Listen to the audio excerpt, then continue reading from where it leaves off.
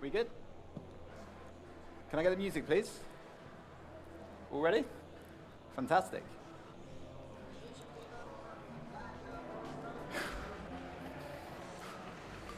And time. Welcome, judges. Over the last 8 years of being a barista and a competitor, I've come to learn that competitions allow us to do two key things. Push coffee forward by introducing the world to new ideas and innovations, and to bring people together, to collaborate and bring these innovations to life. Through competition and collaboration, I have the opportunity to share with you the world's smallest coffee. It's a coffee that I believe has the ability to be the world's favorite cultivar.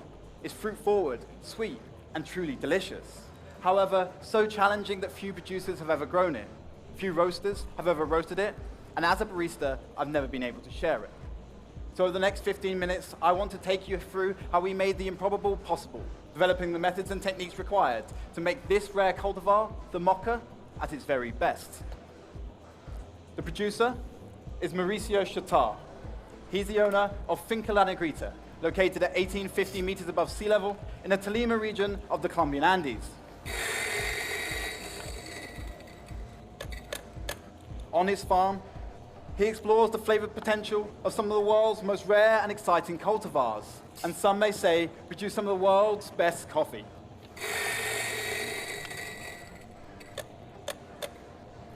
Throughout the years of getting to know Mauricio, I've come to understand the cultivar, the microclimate, and the cherry itself defines the coffee's potential. But processing is where we get to define its true character. And this is where Mauricio sets himself apart. This Mocha, is lot number 9, made up of 3,500 trees. In the last 5 years of production, has yielded just 140 kilos of green coffee. Each tiny cherry is hand-picked at its ripest for optimal sweetness, before being sanitized to kill any bacteria, removing any flavor interference, and creating a cherry at its purest, in which Mauricio can begin to work.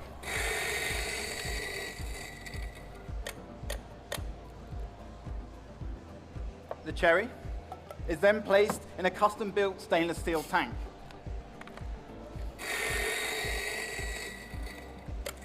Where yeast is added before being nitrogen flushed to create an anaerobic environment. The coffee anaerobically ferments for 48 hours before being moved to raised drying beds for 4 to 6 weeks until it reaches 20% moisture. It is then moved to a static drying room where everything is controlled for 24 hours before making its way to London. When it reaches the Watch House Roastery, I began to explore the full flavor potential, roasting 50 grams at a time over dozens of different profiles. And when I spoke to Mauricio, we decided on a profile that emphasized sweetness. It had a total roast time of 9 minutes 16. Development time of 5%, and an end temperature of 202 degrees. I'd describe this roast profile as medium to light. It results in espresso with a medium weight, syrupy texture, and sweet, long finish.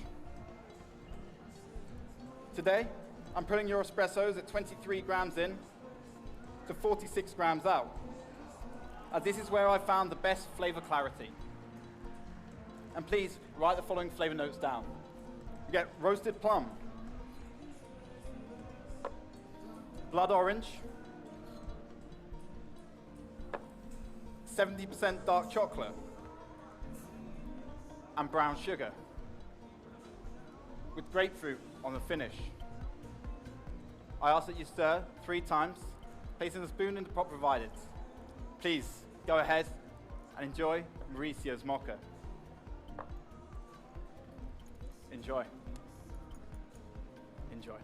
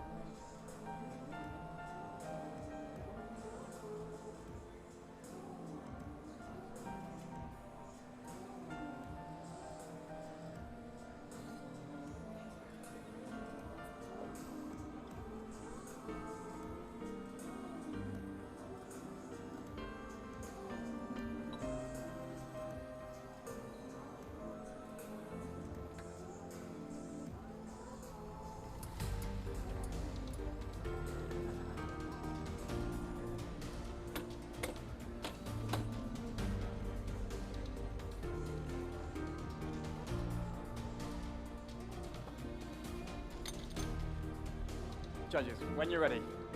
For your next course, I'm going to dial in your milk. When I looked for the perfect milk to complement the mocha, I couldn't find one, so I had to find a way of making my own. With the help of Braid's Farm, I sent off freeze distilled milk to the lab, focusing on 3 key attributes: fat, protein, and sugar. Because fat, as we know in our milk drinks, affects flavor clarity and weight. Protein affects structure, and sugar affects sweetness. The next step was working with Jamie Foster from the University of Portsmouth to develop an algorithm which allowed us to put the fat, protein, and sugar content of the milk we wish to create. This algorithm would then combine the data from the lab with what we already know about whole, semi-skimmed, and skimmed in order to generate the quantities of each milk required to build your bespoke milk. Finally, this tool was born out of collaboration and designed for future collaboration. So we've opened it up to the world and placed it online for anyone to discover the flavor potential of their milk beverages at milkcalculator.com. So bringing you back to why we've done this, build the perfect milk for the mocha. Here I have 8% of a high-fat whole milk, 34% of a regular whole milk, and 58% of semi-skimmed. We know by using the milk calculator algorithm, this creates a milk that is 2.6% fat, 3.8% protein, and 4.9% sugar. The medium to low fat content, which is half of a typical whole milk, will promote the flavor clarity.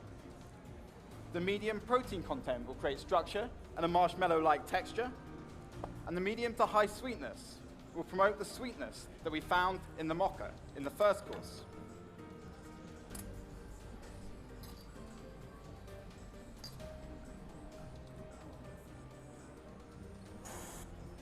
And in these figures, we've achieved our goal of dialing in our milk with the same precision and care we dial in espresso. But instead of dose, time, and yield, we've dialed in fat, protein, and sugar.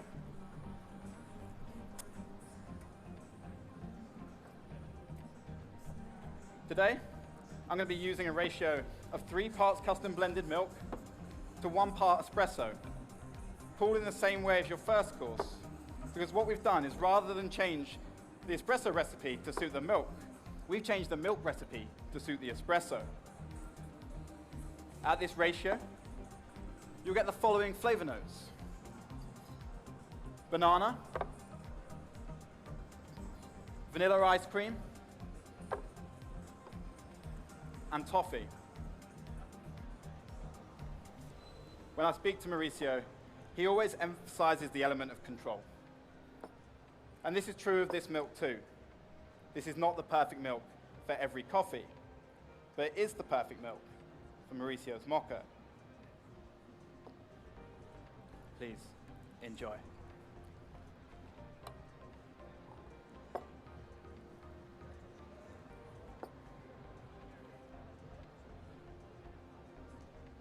Thank you.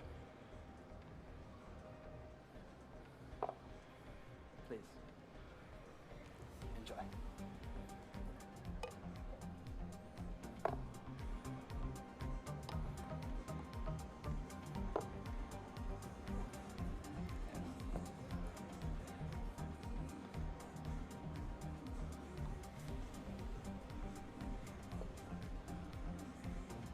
Enjoy.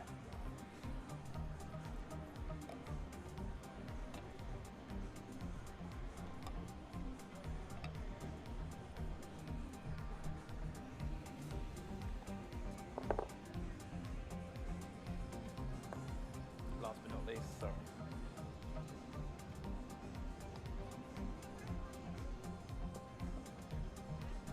Enjoy.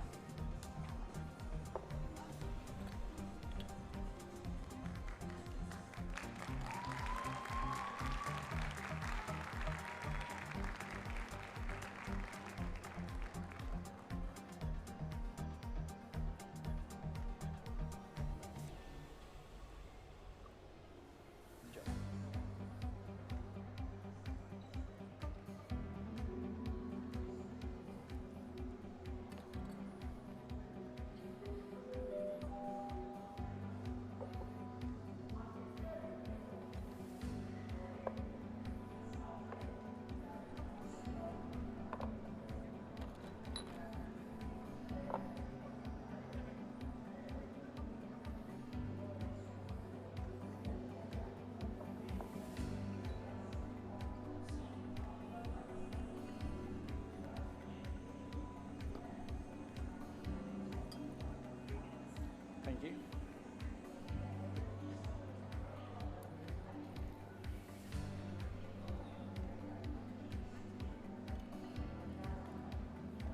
Judges, when you're ready.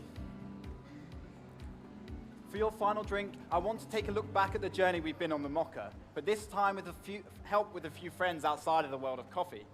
To begin, I pulled 4 shots of espresso in the same way as your first course, but this time chilled, to bring alive the acidity we found in the Mocha's first course. Then, we learned about Mauricio's love of fermentation and the anaerobic process. Inspired by this, I'm adding 50 grams of a lacto-fermented blueberry. Sorry, that's 12 grams of a lacto-fermented blueberry. I made this by using 100 grams of blueberries with 2 grams of salt in a sealed container for 4 days in order to lacto-ferment. It is then blended and strained, creating a fruit-forward liquid that combines with the espresso to create a new flavor note of blackberry. Then, we learned about the challenge of roasting on the Ikawa over dozens of profiles. Inspired by chef Adam Tolberg, I'm going to add 50 grams of a chaff infusion from the Mocha's roasting process. I made this using this rapid, high RPM stirrer with 65 grams of water with 1 gram of chaff. This adds complexity when added with the espresso. And finally, we learned about the challenge of the Mocha with milk and the milk calculator. Inspired by bartender Yanis Vavadakis, I combined 100 grams of white sugar with 100 grams of full-fat Greek yogurt, sous vide for 4 hours at 60 degrees. It creates a caramelized liquid that adds weight and sweetness. And when combined with the espresso, creates 2 new flavor notes for you: milk chocolate and white grape. Judges, this drink is not served hot and it's not served cold. It's served cool, in cups that have been over ice. It has a delicious syrupy texture that really opens up the profile of the Mocha. Please, wait for instructions before you drink. Judges, I'd like to say thank you for coming on the journey of how we turned the improbable into the possible, developing the methods and techniques required to make this coffee at its best. I'm thankful to work with such delicious coffee and such fantastic people, and I hope it's inspired others to work together and collaborate and compete, because when we do, we have the ability to write the next chapter of coffee. Thank you. Go ahead and enjoy.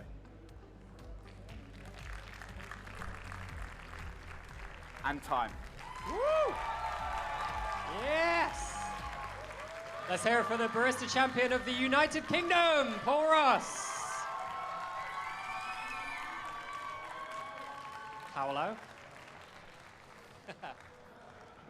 Congratulations. Thank you very much. Well done. You happy? I'm good, thank you, yeah. Yeah, need a drink? Yeah. We can sort that. Yeah. You feel it went well? Yeah, I mean, it's great to be out here again and deliver the message of the Mocha and obviously the milk calculator and everything else that went into it. I mean, you know how many people it takes to come here, so hopefully we made everyone proud and you had some you nervous go away people happy. out there. I can see them all like, I think Adam's, yeah. Ryan's still chewing his fingernails. But that was amazing. Really cool routine. So,